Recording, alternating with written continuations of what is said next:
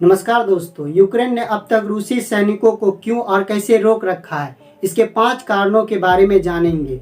Ukraine पर रूस के हमले के लगभग 2 सप्ताह बाद भी यूक्रेनी सैनिक बलों ने रूसी सेना को आगे बढ़ने से रोक रखा है। यूक्रेन के इस कामयाबी की पश्चिमी देश प्रशंसा कर रहे हैं। विश्लेषकों का कहना है कि संख्यात्मक रूप से रूस की सेना यूक्रेन की सेना से कई गुना बेहतर है। इसके बावजूद रूस के खिलाफ यूक्रेन ने एक राष्ट्रीय एकता की भावना विकसित की है। दुश्मन देश से लड़ने की अच्छी तैयारी और रूसी गलतियों के कारण उन्हें आगे बढ़ने नहीं दे रही है। हालांकि भविष्य इसका अस्पष्ट बना हुआ है। रूसी राष्ट्रपति व्लादिमीर पुतिन ने बार बार कहा कि वह अपने और अपने लक्ष्यों के बीच किसी को आड़े नहीं आने देंगे। एक वरिष्ठ फ्रांसीसी सैन्य सूत्र के नाम ने जाहिर करने पर एक शर्त रखा कि वे मूल रूप से रूसी बहुत तेजी से आगे नहीं बढ़ रहे हैं। किसी बिंदु पर उन्हें फिर से संगठित करना होगा, लेकिन यह उनकी विफलता का संकेत है। ऐसे में सवाल उठता है कि आखिरकार ऐसा क्या कारण और तरीके हैं जिसकी वजह से यूक्रेनी ने रूसी सैनिकों की प्रगति को रोक रखा है। तो पहला कारण है तैयारी।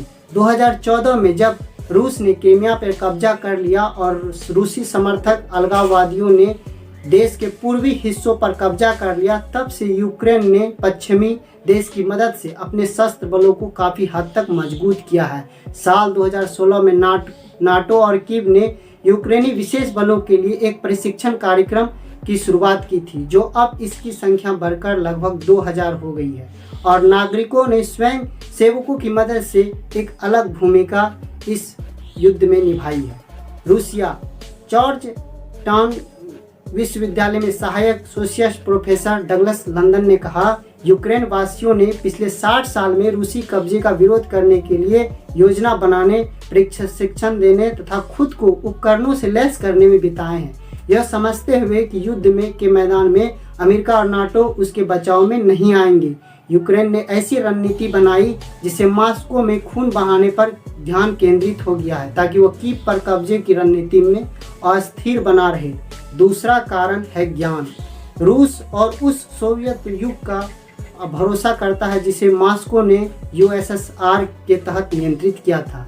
इस कोशिश में उसने यूक्रेनी सेना के घरेलू मैदानों को कमतर आंक लिया। इसमें दोनों शामिल है। पहला, इस भूभाग का ज्ञान। दूसरा, स्थानीय लोगों की क्षमता, जो खुद को हमलावर ताकतों के खिलाफ हथियार उठाने में सक्षम हो चुके हैं। College of international securities affairs में प्रोफेसर स्पेशल मेरिटिट ने कहा, अनियमित युद्ध के लिए ऐसे अपरिदृश्य कमजोर ताकतों के अक्सर इलाके में जानकारी न होना, स्थानीय ज्ञान और सामाजिक संपर्कों का स्थानीय लोग लाभ उठाकर विरोधियों पर मजबूत बढ़त बनाते। तीसरा कारण है एकजुटता। राष्ट्रपति वोलोदिमीर ज़ेलेंस्की के नेतृत्व में जो अपने जीवन को जोखिम में डालकर लगातार कीव में डटे हुए हैं, यूक्रेनी लोगों ने प्रतिकूल परिस्थितियों में एकजुट होकर गहरा लचीलापन रुख दिखाया है। हालांकि रूसी सैनिकों ने राजधानी कीव में दस्तक दे दी है, इसके बावजूद आम नागरिकों ने फ्रंट लाइन में स्वेच्छा से काम किया और रूसी सैनिकों का डटकर मुकाबला कर रहे हैं। इन लोगों ने अपने परिवारों को देश के पश्चिमी इलाकों में देश की सीमाओं के बाहर सुरक्षित रूप से पहुंचा दिया है।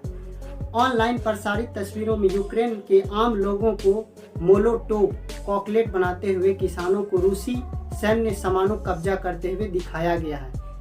सेवानिवृत्त फ्रांसीसी कर्नल मिशेल गोया ने कहा कि यूक्रेन के पास प्रादेशिक सैनिकों की तेजी से प्रशिक्षण और हल्के हथियारों के इस्तेमाल करने से युद्ध की क्षमता और बढ़ाने के लिए कोई और विकल्प नहीं बचा है। चौथा कारण है कि रूस की रणनीतिक त्रुटियां।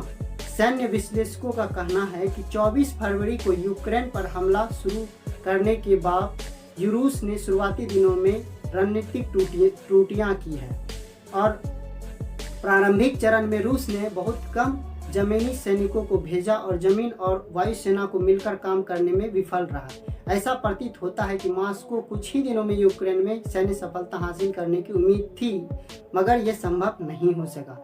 तीसरे दौर के बातचीत। अमेरिका में सिस्टर वॉल नेवल एनालिसिस में रूस के अध्ययन का एक कार्यक्रम निदेशक माइकल कॉफमैन ने कहा कि शुरुआत में उन्होंने लगा कि राजधानी कीव पर बहुत जल्द ही अपना सत्ता स्थापित कर लेंगे, लेकिन ऐसा नहीं है। लेकिन बहुत जल्दी ही उन्हें गलती का एहसास हो गया और रूसी सैनिकों के बीच मनोवैज्ञानिक भय, ये पांचवा कारण है। रूस ने हाल ही वक्तों में यूक्रेन की सीमा पर करीब 10,000 से ज्यादा सैनिकों को तैनात करके दुनिया भर में खतरे की घंटी बजा दी, लेकिन यह संभव है कि कुछ ही लोगों को इस बात का अंदाजा हो। इससे पहले था कि लोगों को रूसी देश में युद्ध के लिए भेजा जा सके, जिसके स्थानीय साथी स्लाव और जहां कई लोगों ने अपनी मातृभाषा रूसी बोलते हैं। इस मनोबल के बावजूद रूसी सैनिकों को मनोवैज्ञानिक भय सताता है, क्योंकि भारी संख्या में रूसी सैनिक हताहत हुए हैं जिनकी जान गई। दोस्तों, हमारे वीडियो को देखने के लिए हमारे चैनल को सब्सक्राइब करें।